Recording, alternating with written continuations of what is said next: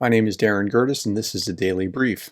Overnight, the Ukrainians hit two oil refineries in the Krasnodar region of Russia, and it's being reported by Noel Reports and Anton Gerashenko. The oil refinery was damaged by the drone attack, clearly, and it's 350 kilometers from the front line. Here's Interfax Ukraine SBU. Drones hit two oil refineries, and they talk about where exactly these refineries are. A large fire broke out, a primary processing plant with a capacity of 3.6 million tons per year was hit, and without it, the enemy will not be able to produce diesel fuel for military needs. At the same time, they clarify that the price of such an installation is $50 million. That's not nothing, and the hits are going to keep coming and coming and coming. Whereas Krasnodar's down here, just due east of Crimea.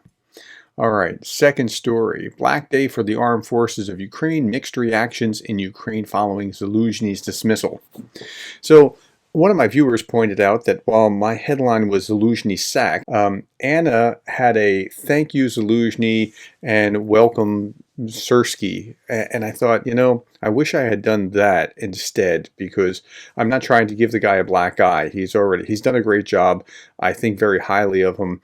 I am now of the opinion that more strongly than I was before, that Zaluzhny may become a political figure down the line, and I don't have a crystal ball. My rationale is the Brits, after World War II, ousted Winston Churchill.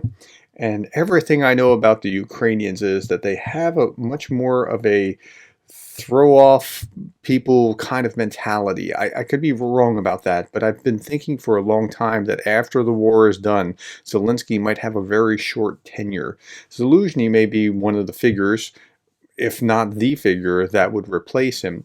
I'm not saying that that will happen. I'm just saying that the patterns that I see, I don't think Zelensky will survive in office for a long, long time after the war. Popular as he is now with the Ukrainian people, and I talked about that in the poll, I think there might be something to that kind of analysis. Of course, I can't predict one way or another what will happen. It's just those that were there in 2004 and then the Maidan revolution and then being able to struggle and then taking up arms in 2022 when the world thought that it was all over. It might be a short tenure for Zelensky after it's all over. All that to say, there were mixed reactions about this. Not everybody was positive about Zaluzhny being dismissed. Zelensky had a lot of political opposition and people coming out of the woodwork to condemn this. For myself, I'm scratching my head because I don't see what was gained by removing Zaluzhny. Now, this happens. Officers sometimes get replaced, but I don't understand what value was added here, but that could just be me. If you understand, put it in the comments. Okay, last story. The big story was that Vladimir Putin was being interviewed by Tucker Carlson. Now, I watched the entire interview. It was over 2 hours long. I took pages of notes, and my next video will cover that. Thank you for your time. Thank you for the likes, the shares, the subscribes, and the coffees, and thank you for being the kind of person that cares about Ukraine.